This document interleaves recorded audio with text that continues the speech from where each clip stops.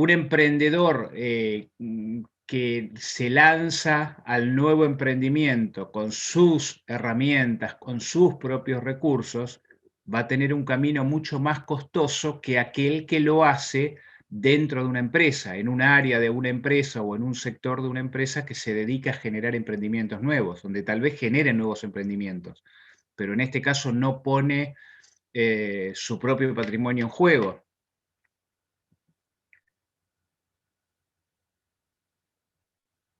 Una startup es un emprendimiento. Ahora vamos a ver, no obstante, no todo emprendimiento es una startup y es siempre muy difícil la vida del emprendedor, por lo menos hasta siempre es complicada, pero sobre todo al inicio, cuando inicia su emprendimiento, porque es difícil el éxito. Cuando hablamos del spin-off, hablamos de los emprendimientos que se generan dentro de una misma empresa que genera una empresa nueva a través de un nuevo emprendimiento, o una unidad de negocio que se separa dentro de la misma empresa. ¿Qué es una startup? Una startup, en la definición de Eric Rice, es una organización humana diseñada para crear un nuevo producto o servicio bajo condiciones de incertidumbre extrema. O sea, esencialmente se refiere siempre a un emprendimiento totalmente innovador, a generar una nueva idea de producto o servicio, y el planteo es que en general los contextos a los que nos enfrentamos hoy son de incertidumbre extrema. Una startup, como dijimos hoy, es un emprendimiento, pero no todos los emprendimientos son startup. Puede haber emprendimientos para generar negocios que sean similares a los actuales en un rubro determinado. No todo emprendimiento, si no es puramente innovador, es una startup, y habitualmente cuando se habla de las startups, se habla además de mucha innovación, de un producto o servicio muy innovador, y habitualmente vinculado a la tecnología.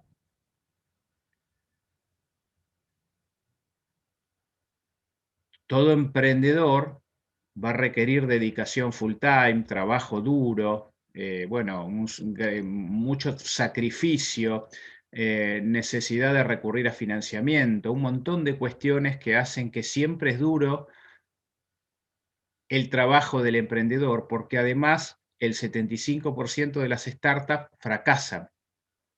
No obstante, suelen tener mucho éxito aquellas que funcionan. ¿Qué características tiene un emprendedor? ¿O cómo podemos identificar un emprendedor? Bueno, básicamente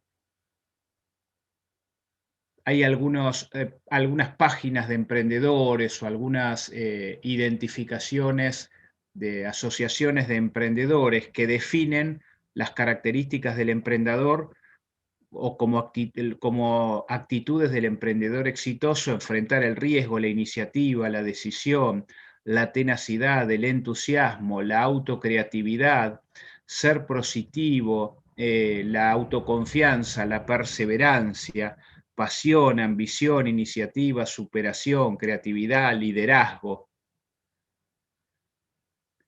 El emprendedor es el que siempre está dentro de la escalera en las últimas escalas. Puedo hacerlo, o sea, siempre una visión optimista. Lo haré o lo hice.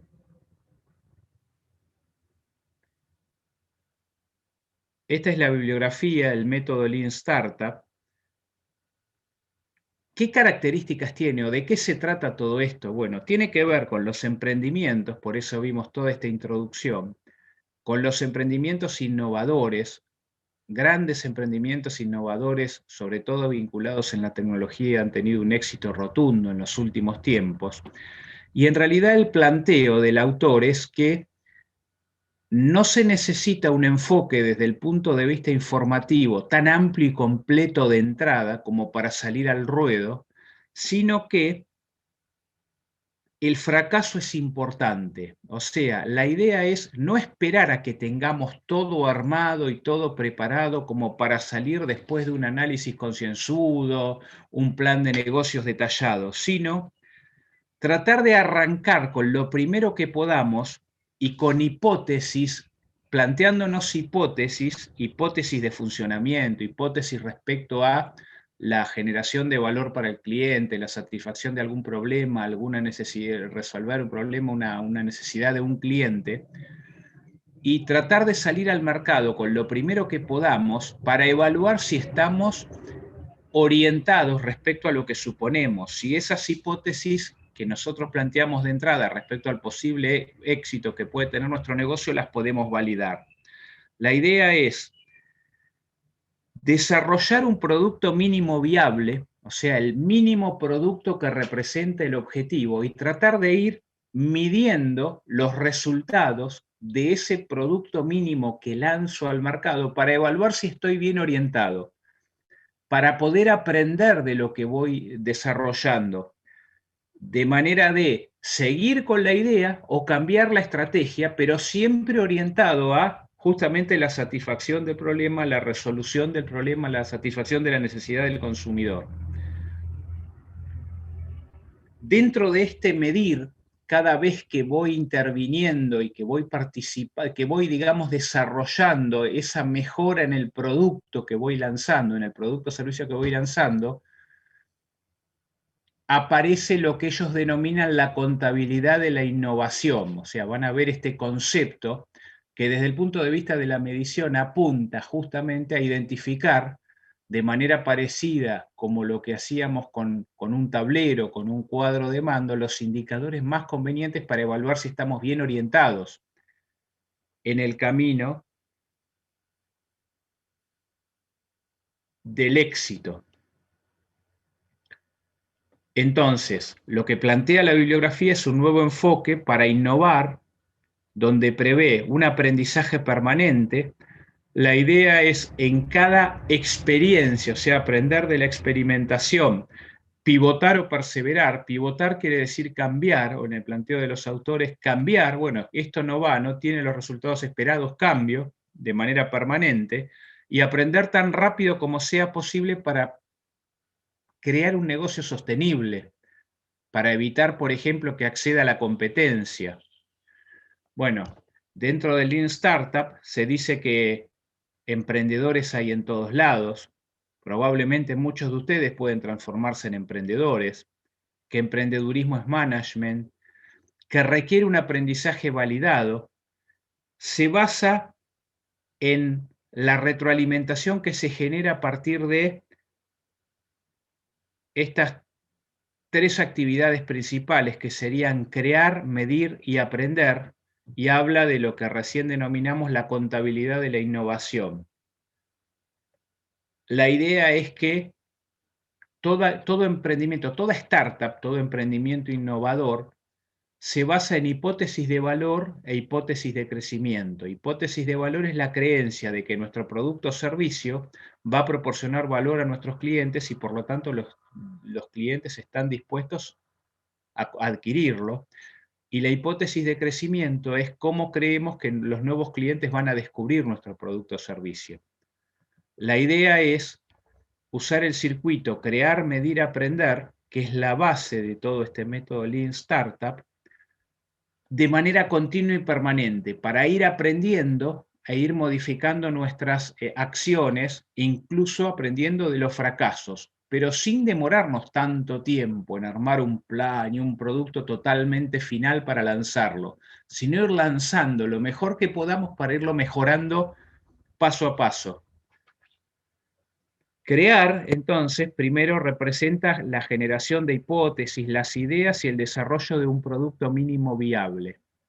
Medir, una vez que lanzamos ese producto mínimo viable, medimos cómo responden los consumidores ante lo que hemos desarrollado, y esto lo hacemos permanentemente. Y aprender, bueno, vamos aprendiendo a partir de las mediciones para, digamos, seguir en el mismo plano o cambiar. Entonces aparece el concepto de producto mínimo viable. se van a familiarizar porque está bastante en boga esta bibliografía y probablemente si leen producto mínimo viable, bueno, ¿qué es un producto mínimo viable?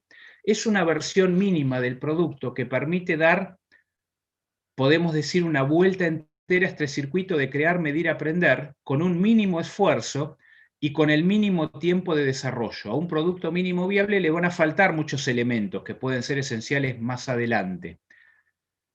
Pero de todas maneras tenemos que medir el impacto para ver de qué manera seguimos adelante y cómo lo vamos desarrollando. Para, para tener una idea de respecto al éxito de estos productos mínimo viable que nos van a servir para validar o no esas hipótesis que nos planteamos, vamos a ver algún ejemplo de qué sería un producto mínimo viable. Por ejemplo, un producto mínimo viable, si el producto final es un auto, no sería una rueda. Fíjense el esquemita, acá está bien detallado. Un producto mínimo viable es aquel que sirve para transportarse. Tal vez en principio puede ser una patineta, después una bicicleta, una moto y el producto final es un auto. Pero cuando ya tenemos la idea, es lo mínimo viable que sirva. Y si eso tiene éxito, después lo vamos mejorando. A eso denominamos un producto mínimo viable. La sugerencia para los emprendedores es no esperar a tener el producto final armado y desarrollado, porque el tiempo pasa y hay que validar si lo que nosotros pensamos que va bien, a partir del análisis que podemos hacer, se va cumpliendo o no, si es aceptado por los consumidores. De la misma manera, acá en una casa, quizás esta es la primera opción, algo que nos sirve, pues después, bueno, podemos mejorarlo.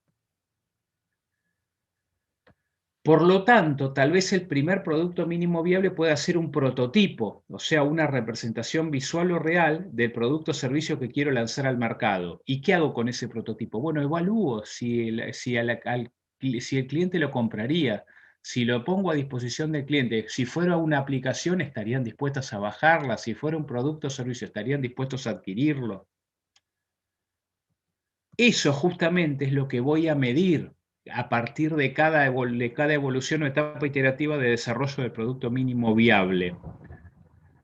Por ejemplo, Netflix, la intención inicial de Netflix eran dos personas que se unieron porque estaban cansados de que alquilando videos digamos, en casas de alquiler de video, tuvieran que pagar multas porque tenían que devolver la película al video y querían buscar que pudiéramos tener en el hogar una película sin necesidad de desplazarnos para traerla para irla a buscar o devolverla a las casas de video en aquel momento. Entonces, en aquel momento, al principio, lo que hacían era alquilar películas que venían en DVD o que eran enviados por correo, pero que no había necesidad de trasladarse para llevarlos. Bueno, fue evolucionando hasta el día de hoy con la idea inicial de, bueno, de la comodidad de parte del consumidor para ver una película en su casa. Y eso, lo de entrada, fue el primer producto mínimo viable que ellos lo vieron. Y aparece entonces la contabilidad de la innovación, que no es otra cosa que la medición en cada una de las etapas de lo que pasa con cada uno de los productos mínimos viables, de esta etapa de la etapa crear, de la generación de producto mínimo viable, se pasa a la etapa medir para poder aprender.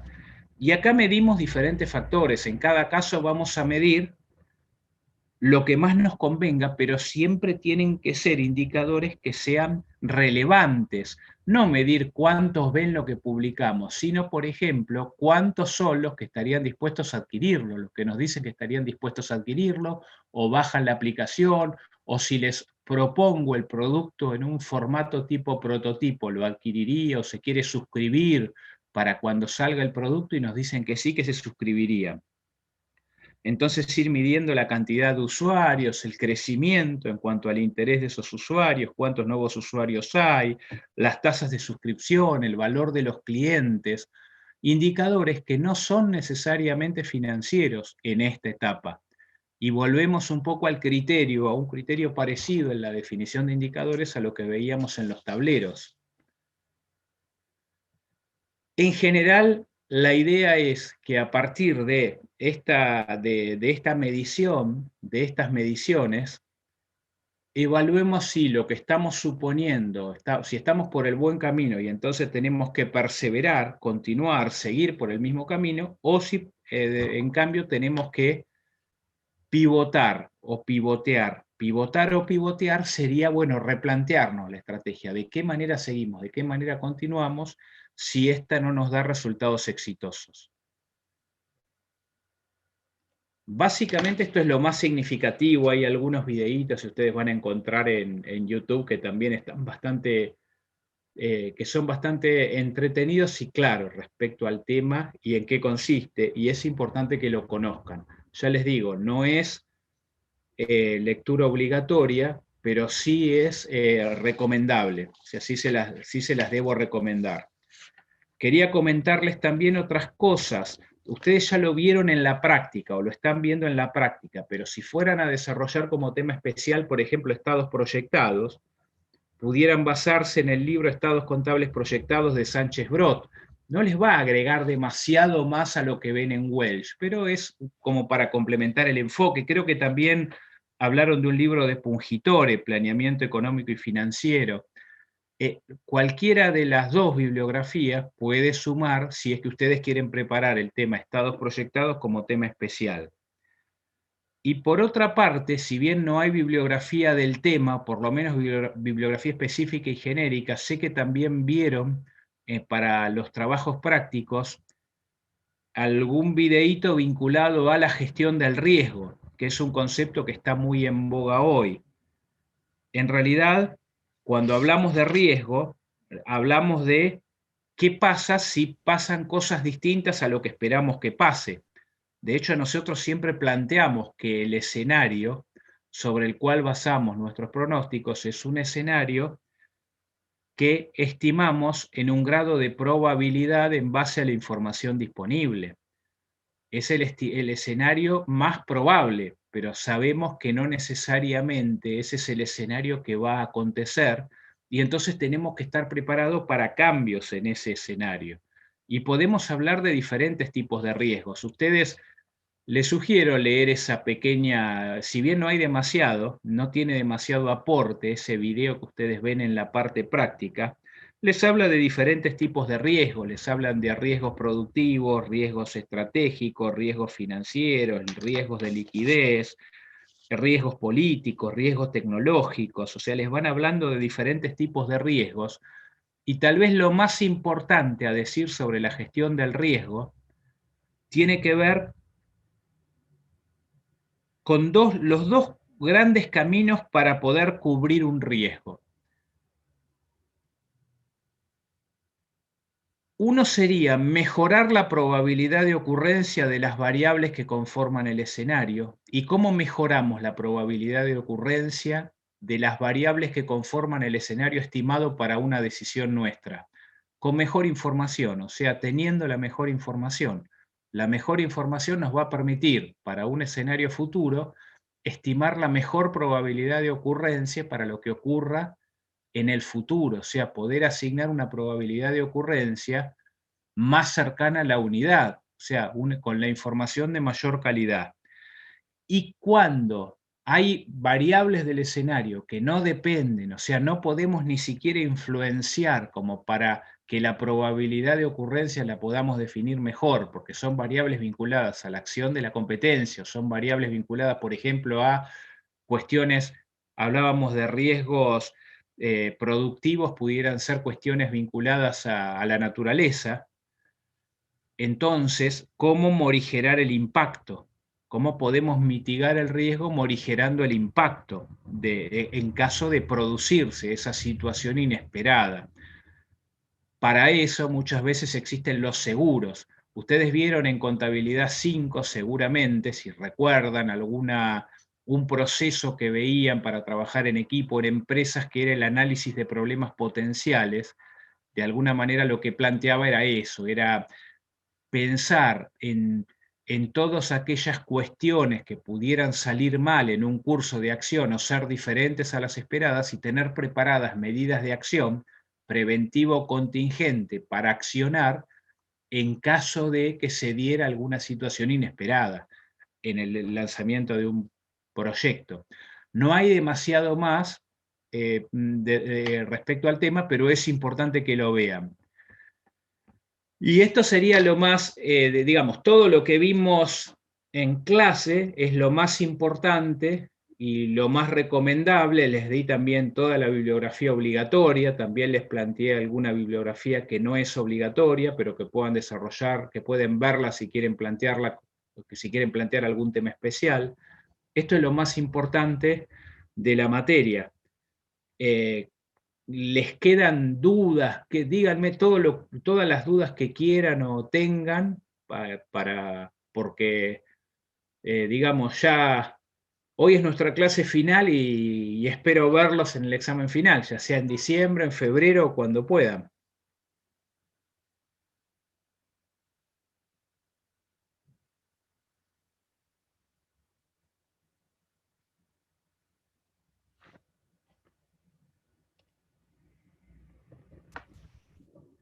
Muy Por lo- didáctico, profe. Los PowerPoint también son una guía de apoyo, digamos, para poder seguir la clase y también que nos brinde la bibliografía a leer, está muy bueno.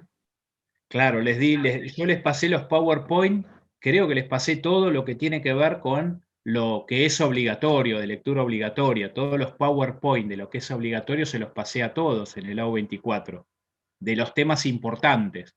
Obviamente no reemplazan a la lectura, pero puede ser una ayuda para que se concentren en los aspectos más importantes, también más relevantes.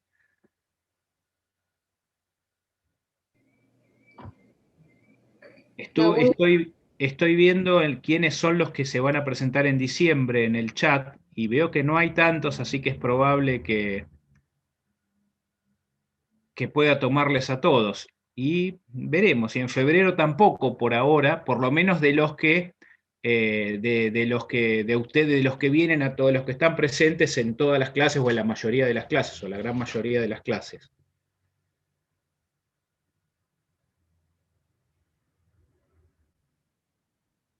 Sí, sí.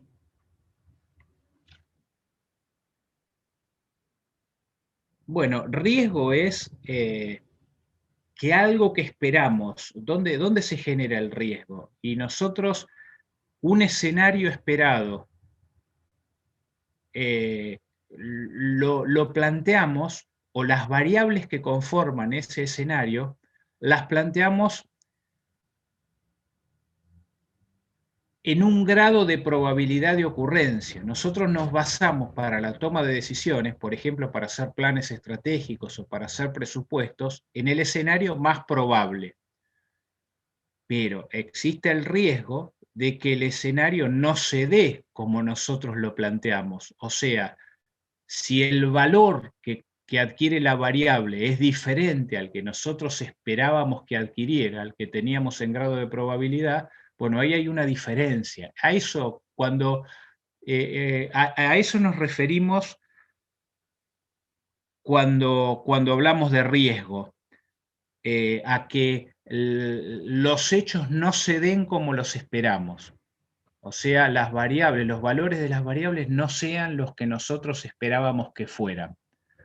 Y en función a eso, la idea es qué hacemos cuando se da esa situación. Gestión de riesgos es estar preparado para situaciones como esa.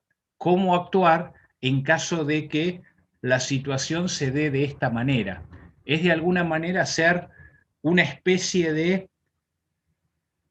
control antes de la acción. Nosotros nos planteamos todo lo que puede salir mal. Ustedes supongan que van a lanzar un cohete al espacio. La NASA va a lanzar un cohete al espacio, entonces tiene que prever a priori todo aquello que pudiera complicarse durante el vuelo y estar preparado con acciones a ejecutar en cada caso que se vea una situación inesperada. La idea es trabajar de la misma manera con un proceso decisorio importante. Estar preparado como para actuar de manera tal de que primero, prever el mejor escenario posible, con la mejor información posible, y aún así, sabiendo que pudiera ser diferente, que los valores del escenario pueden ser diferentes, estar preparados para hacer algo para el caso de que el escenario fuera distinto. Cubrirme de alguna manera con alguna acción que puede ser, por ejemplo, tomar un seguro, que es la acción más clásica para cubrirme de un riesgo. Pero en ese caso va a ser para minimizar el impacto de ese riesgo, para que no me afecte nada. Si puedo tomar alguna acción que haga que no me pueda afectar esa situación, o que me afecte lo menos posible. O sea, estar preparado con acciones cuyo costo de ejecución va a ser menor al impacto de la situación si yo no hiciera nada. ¿Se entiende de alguna manera? A eso se refiere un poco la gestión de riesgos, de manera general. Estar preparado para actuar si la situación no es la esperada, la más probable, la que yo defino como la más probable.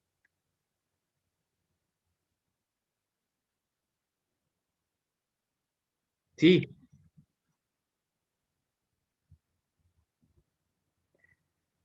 y porque no hay demasiado respecto a la matriz de riesgo, pero la matriz de riesgo se refiere a los diferentes tipos de riesgos que pudieran plantearse.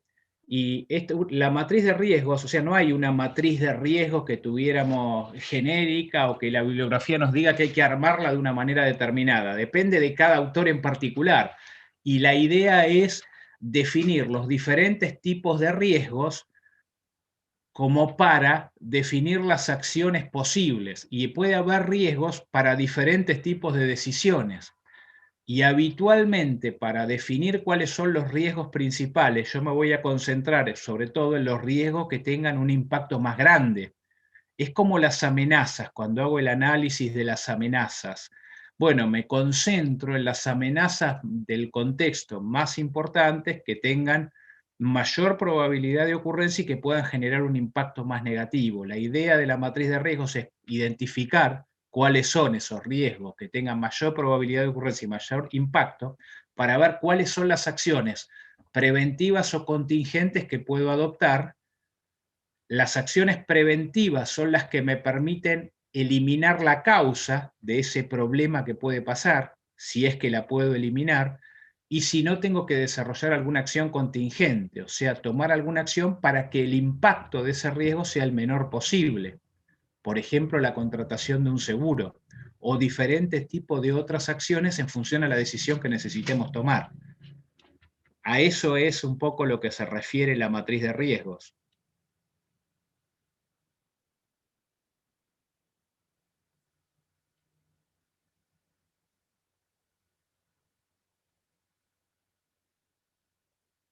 Bueno, espero que les haya sido útil la cursada y que pueda haber servido. Sobre todo, ya pronto vamos a ser colegas, así que bueno, espero verlos pronto también en la mesa y si es posible tomarle al final a todos ustedes. Bueno, muchas gracias, profesor. La verdad que Y la que quieran. Sí, sí, sí, sí, sí, sí, sí. Podemos poner una clase de consulta para febrero. Por lo menos vía Zoom. Después vemos qué pasa, pero aunque sea vía Zoom, podemos poner una clase de consulta para febrero. Sí, vamos a poner una clase de consulta para febrero.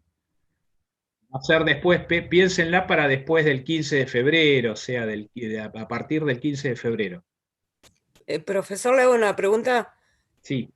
No me quedó claro a mí cuando hacíamos el trabajo práctico si el riesgo es medible o no.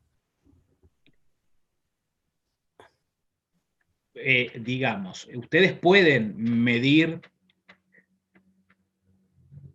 El tema es que el riesgo es que se dé una situación inesperada. Ahora, ¿qué tan inesperada? Y nosotros, es lo que decíamos, podemos tener valores probables de las variables. Esos valores pueden ser diferentes a los esperados y pueden variar más o menos significativamente. Se supone que cuando yo trato de identificar a los riesgos, una de las cosas que voy a hacer es medir el impacto de ese riesgo. Y la forma de medir el impacto de un riesgo es la misma, o por lo menos para tratar de medirlo, que usábamos, por ejemplo, o que hablábamos cuando decíamos cómo medimos el valor de una amenaza. Y nosotros decimos, bueno, ¿Cuál sería el valor de una amenaza? El valor por ejemplo, lo puedo calcular como el valor actual de los ingresos netos que la empresa obtendría si esa amenaza no se concretara o no existiera, menos el valor actual de los ingresos netos que la empresa obtendría si se concreta esa amenaza. Esa diferencia entre esos dos valores me va a dar el valor de la amenaza. ¿Cuánto vale esa amenaza? Que me permite compararla con el valor de la acción que puedo tomar para tratar de que no me afecte o me afecte lo menos posible, con el costo de esa acción que tengo que tomar para que no me afecte o me afecte lo menos posible, para ver si vale la pena tomar esa medida para que me afecte lo menos posible. El tema es, yo puedo medir el impacto de una amenaza, lo que no sé si se va a concretar o no. Se supone que voy a trabajar en el escenario más probable, pero la amenaza va a existir siempre, porque estamos hablando de variables del futuro, y siempre vamos a estar en un contexto donde la incertidumbre va a existir, por mejor información que podamos tener. Salvo que tengamos información del futuro, no hay manera de no trabajar en un contexto de riesgo. Vamos a trabajar siempre, vamos a operar siempre en un contexto de riesgo.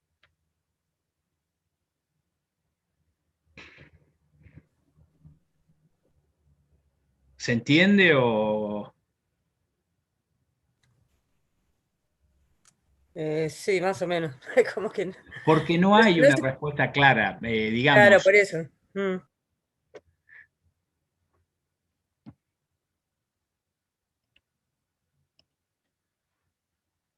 Bueno, Profesor, otra consulta. La primera instancia es choice y después oral, ¿no? depende de la cantidad de alumnos. Probablemente, si eso pudiera ser si fueran muchos los alumnos. Si no son tantos, tal vez sea directamente oral. Ah, ok, gracias. Depende de la cantidad de alumnos, ya sea para diciembre o para febrero. Bueno, yo me comprometo entonces con ustedes que vamos a hacer una clase para evacuar cualquier tipo de duda previa al examen de febrero. La vamos a hacer después de mediados de febrero, a partir del 15 de febrero. Estén atentos que vamos a publicarlo, ya sea en el AU24 o ya sea ya en forma presencial. Vamos a ver, y la clase será presencial o por Zoom. En el peor de los casos va a ser por Zoom, por lo menos, pero seguro que va a haber una clase previa a febrero. Y espero que anden muy bien todos aquellos a los que les pueda tomar en diciembre, que se presenten en diciembre. Muchas gracias, profesor. Muchas gracias a ustedes y que les vaya Muchas muy bien. gracias. Nos vemos, Gracias. nos vemos pronto. Hasta Gracias, luego. profe. Gracias, profe. Hasta luego. Mil gracias a ustedes.